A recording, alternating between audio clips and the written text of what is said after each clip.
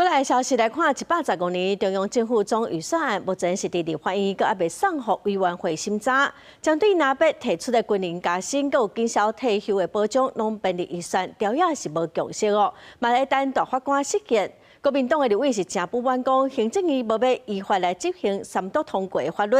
也毋过，邓英泰是强调讲，立法院通过的法律嘛未当破坏宪政的体制。 115年度中央政府总预算案对一读了后复议，还未交付委员会来审查，已经倒伫个立法院42天，条也一直拢无达成共识。爱等立法院长韩国如果一摆来调集协商，立委烦恼讲，照规定预算案若无通过，旧个项目会当留用，但新的项目亲像经济部明年增加383亿，国发会增加0.6亿，农业部增加49亿，国防部加上特别预算拢总增加3000多亿，这拢未当使用。对这个部分， 行政院长窦英泰伫10日嘛表示讲，伊会较紧和韩国瑜来做沟通。我认为我在总咨询结束的前后，应该跟韩院长有正式的一个谈话。大概什么时候？ 总咨询结束的前后，下礼拜就结束了。对呀、那也要看韩院长的时间呢。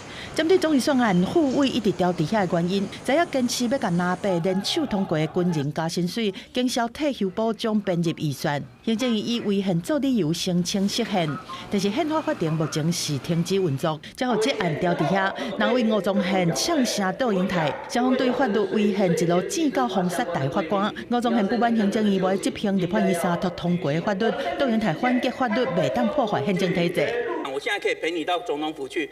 现在是总统不愿意提大法官人选，请他提出来，搞不好他第三波提的东西，我们都很第三波提的大法官人选，我们都很喜欢。